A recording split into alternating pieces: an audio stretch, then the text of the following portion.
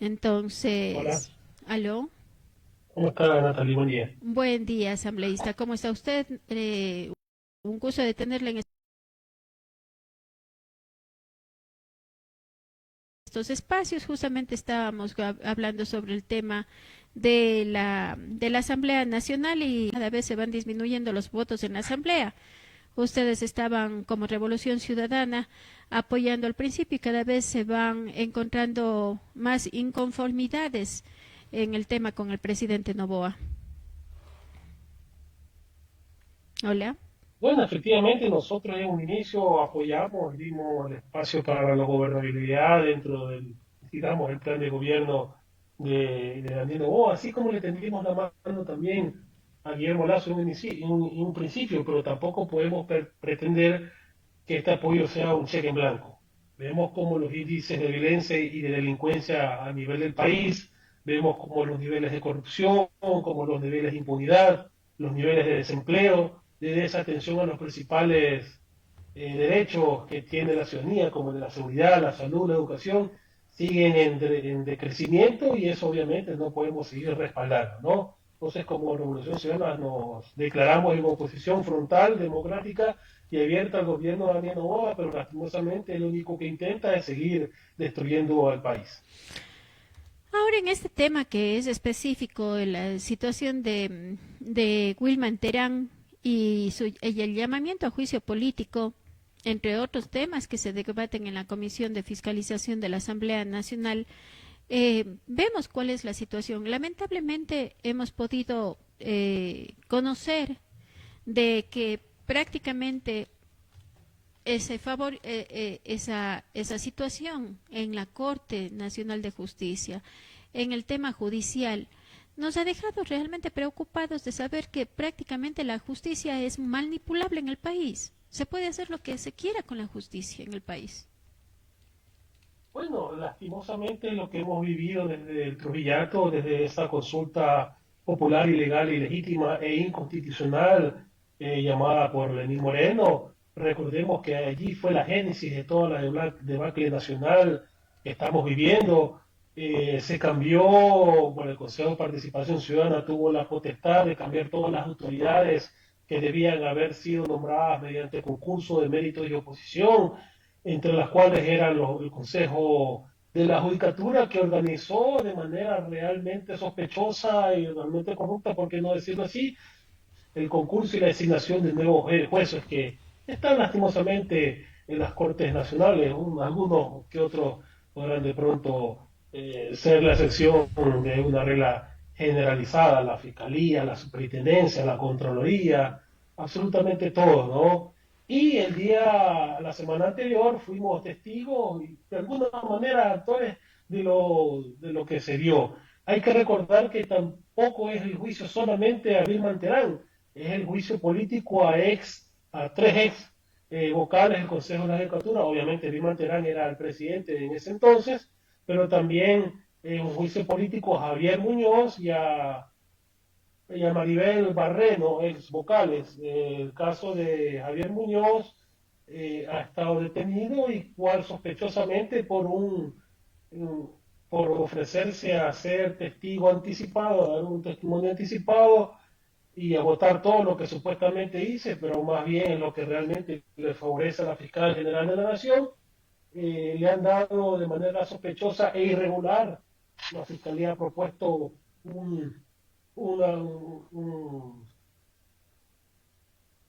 por decirlo así, el 90% de la pena a reducirle, ¿no? Entonces, lo más probable es que Javier Muñoz en los próximos meses salga libre, ¿no? Con tal de manchar a la Revolución Ciudadana, con tal de manchar a nuestros líderes y que la impunidad siga en firme. Pero, a ver, asambleísta, se habla de que prácticamente todo se está haciendo en contra de la Revolución Ciudadana, según lo que ustedes tienen como. Siempre ha sido así. Ustedes están convencidos de ello, pero mm, si nos vamos ya a la situación que estamos viviendo, mire usted, es una situación que a uno muchas de las veces le deja sorprendido, asombrado, abismado realmente de lo que está sucediendo en el país. Tenemos contralores corruptos, tenemos fiscalizadores que no hacen su trabajo, tenemos todo el aparataje del sistema judicial prácticamente oprimido, abrazado por el narcotráfico. En los dineros en el país, prácticamente nadie sabe qué es lo que pasa con el dinero en el país.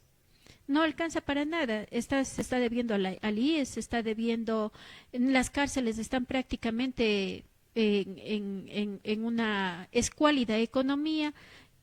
En definitiva, y es increíble de conocer el hecho de que cada vez los ecuatorianos contribuimos más en tema de impuestos, todo el tiempo se está haciendo las concesiones de mineras, se está haciendo las concesiones de petróleo, se está haciendo todo esto y la plata no alcanza para nada. Entonces, allí, ¿qué es lo que está pasando? Mire lo que sucede. La obra emblemática que en determinado momento se marcó así a la Coca-Cola Sinclair, y a estas alturas del partido vemos que, como decía al inicio de este noticiero, que lamentablemente ni los estudios estuvieron bien realizados porque no se analizó el tema de la erosión del terreno en el espacio donde está enquistada la obra. Mire, Coca-Cola Sinclair es un proyecto que no nació de la idea de la Revolución Ciudadana, es un proyecto que tenía en los archivos de CELE, que no recuerdo cómo se llama la institución, en INESEL creo que se llamaba, más de 20 años antes de la Revolución Ciudadana. Es un proyecto ampliamente deseable. Obviamente, ¿cómo se puede esperar el debate de la naturaleza? Nosotros podemos, y cualquier ciudadano puede construir inclusive una vivienda con buenos cimientos, con buena infraestructura, con buen diseño de ingeniería, pero frente al embate de la naturaleza que cada día nos azota de peor manera, ¿qué se puede hacer?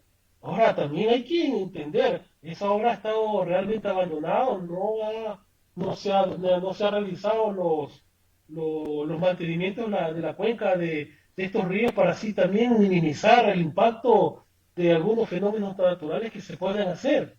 Por ejemplo, aquí en Manaví tenemos algunos proyectos de control de inundaciones, algunos proyectos inclusive de dotación de agua potable, pero las cuencas hidrográficas no se le dan el mantenimiento adecuado para que así disminuir el impacto ambiental que pueda tener frente a un fenómeno meteorológico irregular. ¿Y qué es lo que usted mencionó?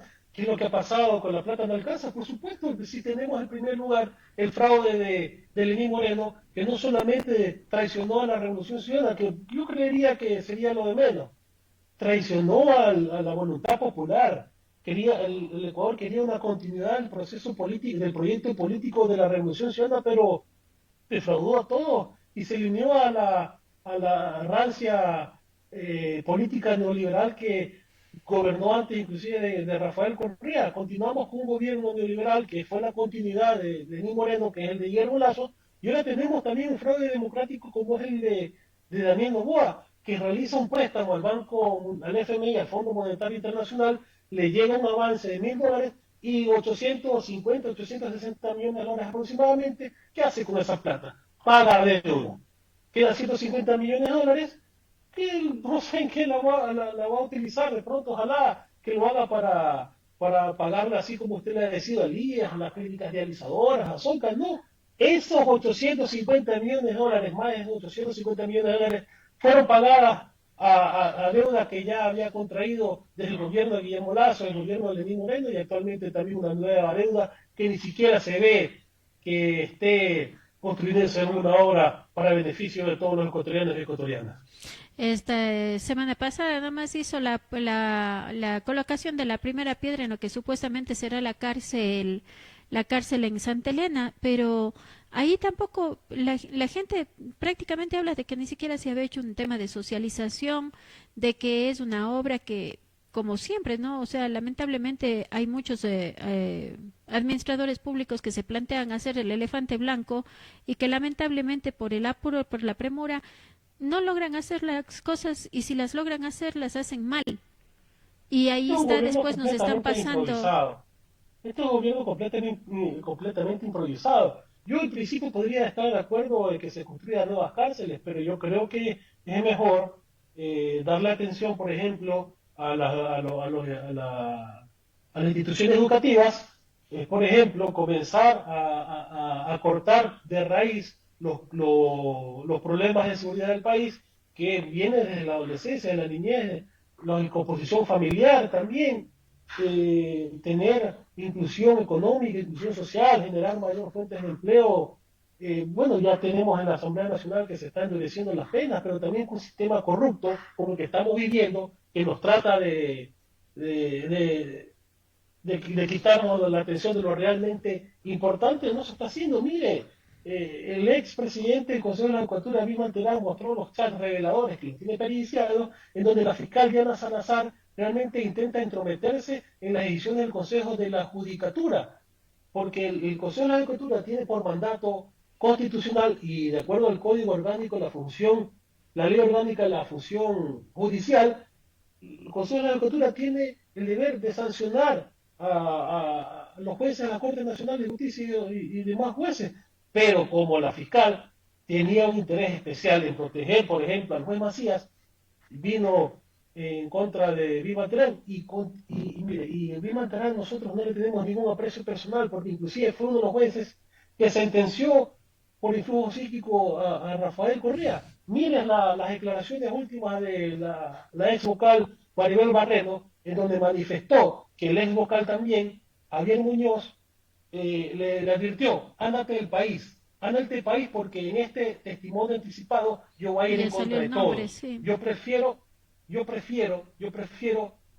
no, yo no voy a perder mi libertad por decir la verdad. Dice, se va a ir en contra de todos con tal de salir libre. Entonces, esas son las justicias que estamos viviendo. Y mire, yo tampoco defiendo a María Barreno, pero lastimosamente el asambleísta proponente de este juicio político, Javier Peña, bueno, es apellido Peñafiel, no ha sabido tampoco sustentar este juicio político. Presentó más de 10.000 hojas como pruebas documentales, pero no las presentó ni las justificó, no las actuó. Simplemente el secretario tuvo que nombrar cuáles son todas las pruebas documentales que ingresó, pero él no actuó Pero, ni una sola prueba. pero En, asambleísta, en las pruebas audiovisuales, de la misma manera, en las pruebas testimoniales de 60 personas que él quería que vayan a dar testimonio, fueron como 6. Ninguno le dio la razón al asambleísta Peñafiel. O sea, es terrible también en un claro, pueblo pero el tema es democrático ese elegir justamente. asambleístas como esos. Pero es justamente esa la situación que estamos viviendo lamentablemente en el país. Y son ustedes como asambleístas los que dentro de la asamblea deben trabajar conjuntamente para que esto Lo estamos cambie en haciendo, el pero cuerpo de frente a la un pueblo ley. democrático como Daniel Noboa, lo que nos queda como sociedad es votar bien. Recordemos que nosotros como asamblea tenemos dos funciones fundamentales, que es la legislar y fiscalizar, pero quien pone en práctica estas leyes que se aprueban dentro de la Asamblea Nacional es el Ejecutivo, por eso se le nombra Ejecutivo, porque es el que ejecuta las políticas públicas de acuerdo al marco jurídico ecuatoriano. Está establecido que la educación pública debe ser de calidad, pero no se les brinda el presupuesto. Y de la misma manera la salud, la educación, las vías están destruyéndose completamente. Tenemos un gobierno que realmente lo único que ha venido es a poner en práctica un plan de negocio para llenarse sus bolsillos. Lamentablemente el tiempo para él también ha sido tan corto y yo creo que sí fue sorpresa Pero para que, él a el ver, ganar la dígame, presidencia. dígame, dígame, por ejemplo, usted, o le pregunto a la ciudadanía, ¿qué ha hecho Daniel Noboa que podemos decir, bueno, está comenzando a hacer las cosas bien? No, no, No ha hecho para nada. absolutamente nada. No podemos nosotros tapar el sol con un dedo. Yo creo que definitivamente, tanto para ustedes como asambleístas como para el presidente, el tiempo para poder comenzar a trabajar en este proceso, hemos visto que ha tenido una serie de inconveniencias. Sí, Mire, es nosotros un, como Asamblea Nacional hemos aprobado, inclusive casi por unanimidad, más de 20 cuerpos legales dentro de la Asamblea Nacional. O sea, nosotros estamos haciendo nuestra función, estamos fiscalizando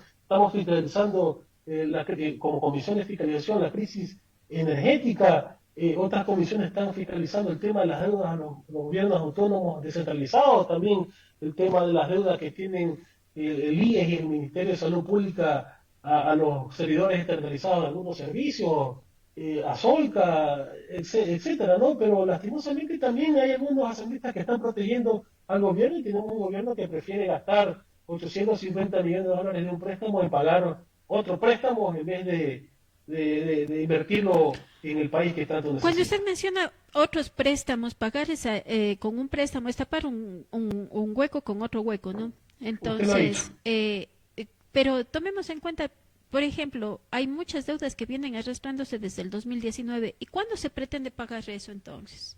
¿Cómo se pretende pagar?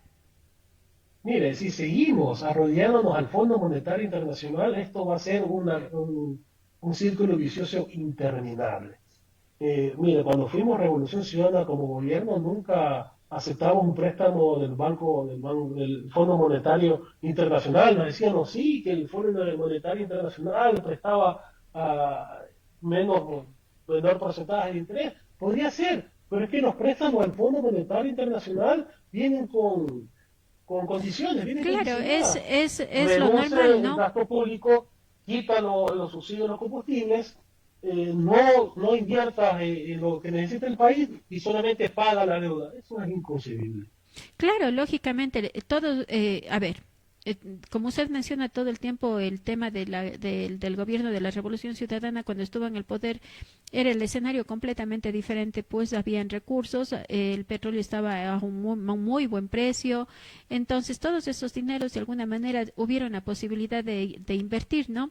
Y al mismo tiempo vemos también que hay quedaron situaciones que todavía no se han despejado completamente.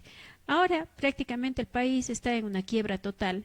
Prácticamente hay que estar pidiendo por acá, nos presta el Fondo Monetario, lógicamente estrangulando a a los menos favorecidos, que en todo caso termina siendo el pueblo en general. Si pedimos en los préstamos a la CAP, son préstamos todos estos, CAP, el Fondo Monetario, el Banco de Desarrollo, en fin, todos estos estamentos lógicamente van a querer recuperar los dineros en determinado momento. Pero si no se tiene de dónde pagar y solamente estamos pidiendo dinero para deudas, ahí está la mala gestión de todos nuestros administradores públicos a lo largo de la historia, que no son gestionadores, que no hacen gestión, y yo creo que eso también debería ser analizado por parte de la Por Asamblea supuesto, Nacional.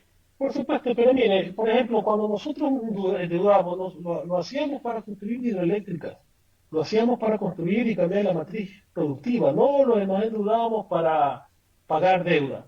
Es más, tanto que cuestionaba el endeudamiento del Estado ecuatoriano en ese entonces, estaba por debajo del límite establecido por la Constitución y por la ley, estaba menos del 40% del Producto Interno Bruto. Ahorita ya superamos esa barrera y no se ve una sola inversión. Usted ha dicho los precios del petróleo, sí, tuvimos un precio del petróleo, por ejemplo, en 2012 que era más de $100, pero ¿por qué no hablábamos, por ejemplo, ya en 2015, 2014, que estaba alrededor de 40, $50, o los inicios también en 2009, que estaba a $60? Ahorita tenemos un precio de petróleo aproximadamente 85 millones, $85 el barril de petróleo y no tenemos ni una sola inversión, ni siquiera un poste como lo hizo Guillermo Lazo, que irrisoriamente se enorgulleció por haber puesto un poste a funcionar.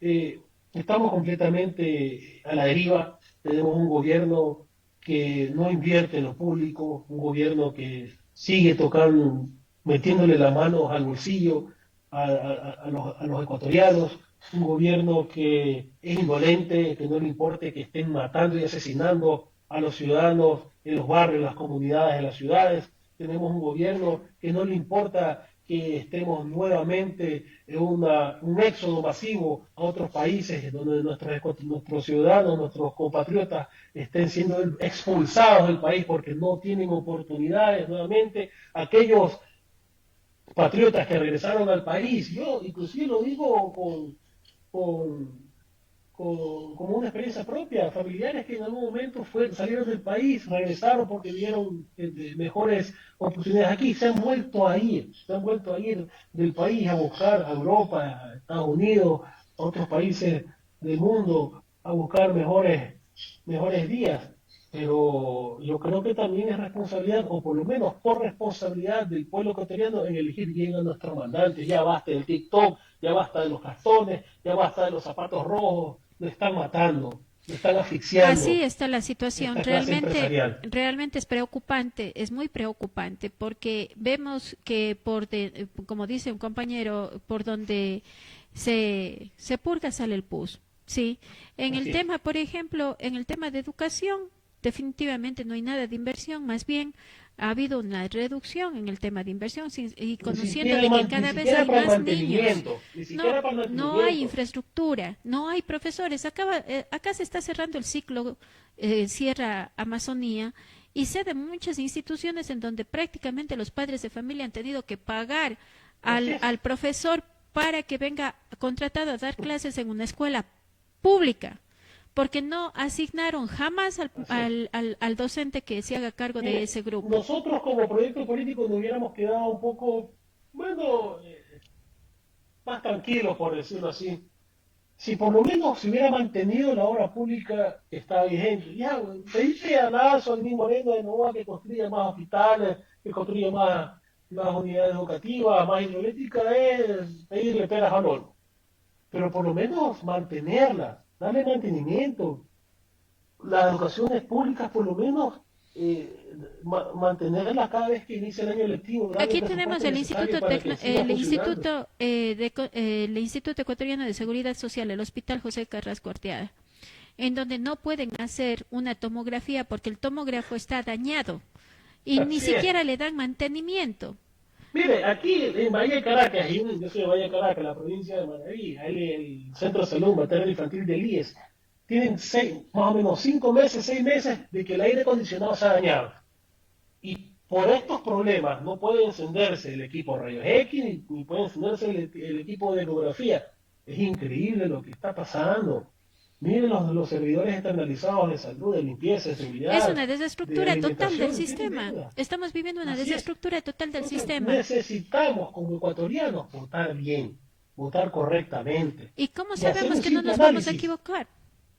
Mire, nosotros tenemos un ejemplo de gobierno, un ejemplo donde podemos cuestionar muchas cosas. Se podría la ciudadanía cuestionar muchas cosas, correcto. No es perfecto, el ejercicio del poder no es perfecto. Puede haber funcionarios que se aprovechan de circunstancias, puede haber existido malos actores políticos donde hicieron cosas que no tenían que haber hecho, pero de largo, el gobierno de la Revolución Ciudadana fue exitoso, dio bienestar a los ecuatorianos, dio dignidad a los ecuatorianos, nos sentíamos orgullosos de ser ecuatorianos. Entonces, yo creo que tenemos grandes posibilidades de vencer, pero también es necesario, por parte de la ciudadanía, comparar solamente cuándo vivíamos mejor, con la Revolución Ciudadana o en estos ya casi 8 años de gobiernos neoliberales más.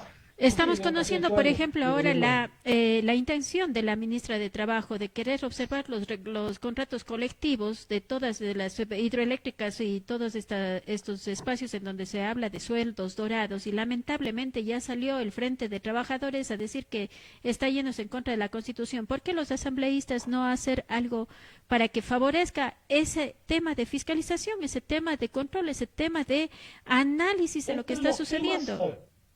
entre los temas de la crisis energética también estamos analizando los sueldos dorados, ¿no? Y eso hay que tener bastante cuidado porque se lo debe tomar de la manera más seria posible. Estamos analizándolo, yo creería que aquí la próxima semana ya tendremos un nuevo informe en donde se analizarían también los sueldos dorados. No podemos permitir tampoco un abuso por parte de algunos dirigentes de los trabajadores. Sí, en caso que el gobierno necesite nuestro apoyo, por supuesto lo haremos, pero en favor de las grandes mayorías, ¿no? Claro, porque se supone que son pocos los empleados, tomando en cuenta que hay un gran número de ecuatorianos que no tienen empleo y que lamentablemente hay mucha gente que subsiste con $1 diario, que no come las 3 comidas al día. Mientras tanto, hay personas en CENEL o en SELEC que ganan el sueldo de 5.000 y pico de dólares, un sobresueldo mensual de más de $7.000, porque ahí están los beneficios de guarderías, los beneficios de estudios de los hijos, el beneficio de vacaciones, el beneficio, y todo suma y suma y suma, y lamentablemente no cabe en qué cabeza cabe el hecho de que una persona que está 35 años dando servicio en estos espacios se lleve $13.000 mensuales. Completamente de acuerdo, son los temas de justicia que tenemos que tratar, que tenemos que resolver, que tenemos que llegar a un análisis y una solución definitiva, pero también es el ejercicio del poder, ¿no? Nosotros como asamblea, como revolución no tenemos mayoría, no tenemos la presidencia, pero estamos a una oportunidad de oro de recuperar todo o irnos directamente al abismo como ya hemos venido como hemos venido caminando durante estos últimos 3 gobiernos, ¿no? Así es, el asambleísta Barreto, un gusto de tenerle con nosotros para Muchas gracias, muy conversar buenos en días. otra oportunidad, pues de darnos otro tiempo para debatir más sobre lo que estamos viviendo como país y lo que es necesario hacer en la asamblea para que de alguna manera se vaya cambiando el tema de cómo está estructurada la Constitución para que se permita justamente entrar en esos espacios donde prácticamente muchas veces la Constitución y la ley limita el tema del control y aquellos que llegan a formar parte pues de estos organismos de control vayan a hacer lo propio y no a servirse de los cargos, lo que vemos que la mayoría de empleados públicos o que están dentro del sistema público hacen. Es una vergüenza para el país con saber este tipo de cosas. No podemos permitir y no podemos permitirnos dar paso a todas estas situaciones que es solamente con una palabra encierra todo, corrupción. Así es. Mucho gusto, muchas gracias, buenos días. Buen día, gracias. Nosotros continuamos con más de este noticiero, nos vamos a una pausa publicitaria y volvemos con más. Inicio de espacio publicitario.